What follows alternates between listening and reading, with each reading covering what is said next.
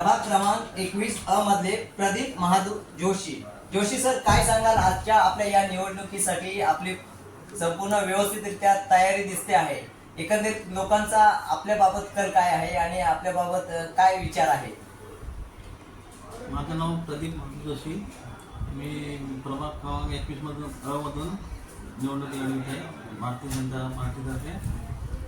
आणि कालच आमची रॅली झाली, त्याच्यामध्ये उत्कृष्ट प्रतिसाद मिळाला. रंगनाथ कुलकर्णी, भारतीय जनता पार्टीचे गेली 54 वर्ष या डोंबिवली शहरामध्ये कार्यकर्ता म्हणून काम करतो. 1995 साली मी नगरसेवक म्हणून महापालिकेत होतो, विरोधी पक्षनेता होतो. प्रदेश जनता पक्षाचा मी जिल्हाध्यक्ष होतो आणि विभागाचा सरचिटणीस होतो. बऱ्याच जबाबदाऱ्या म्हणजे वार्ड अध्यक्षापासून तर विभाग सरचिटणीस म्हणून जबाबदारी सांभाळलेल्या आहे. या प्रभाग क्रमांक 21मध्ये प्रदीप महादू जोशी हे आमचे जुने कार्यकर्ते. जवळजवळ 40 वर्षापासून आमचा संबंध.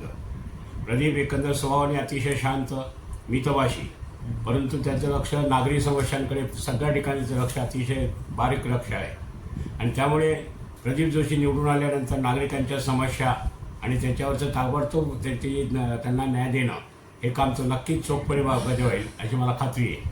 प्रदीप जोशीसारखा एक सामान्य कार्यकर्ता जर नगरसेवक झाला तर या भागाच्या नागरिकांना त्याचा नक्कीच उपयोग होईल आणि त्या 5 वर्षामध्ये आपण एक योग्य माणसाला निवडून दिली अशा प्रकारची भावना त्यांच्या मनात नक्की निर्माण करेल. प्रदीप जोशींवर पूर्ण विश्वास ठेवून आपण सर्वांनी प्रदीप जोशींना मतदान करून त्यांना आपल्या सेवेची संधी द्यावी एवढीच विनंती. धन्यवाद.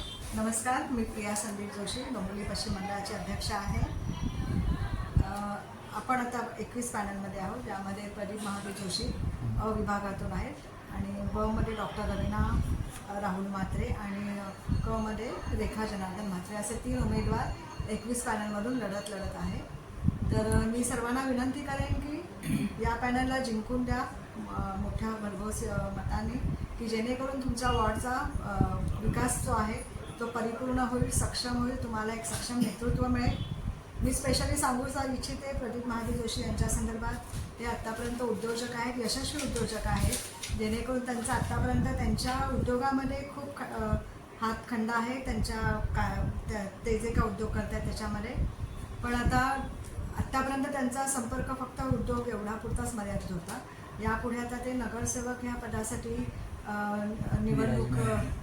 निवडणूक लढवताना त्यांचा पुढे जनतेशी संपर्क जो काही येत आहे तो जनतेच्या संपर्कातील ज्या काही त्यांच्या समस्या जनता त्यांच्यासमोर मांडत आहे त्याचं ते निराकरण लवकरात लवकर कसं करता येईल याचं ते प्रयत्न देखील करत आहे. आणि वॉर्ड त्यांचा कसा सक्षम आणि प्रबळ करता येईल याचा ते नक्की प्रयत्न करतील. धन्यवाद.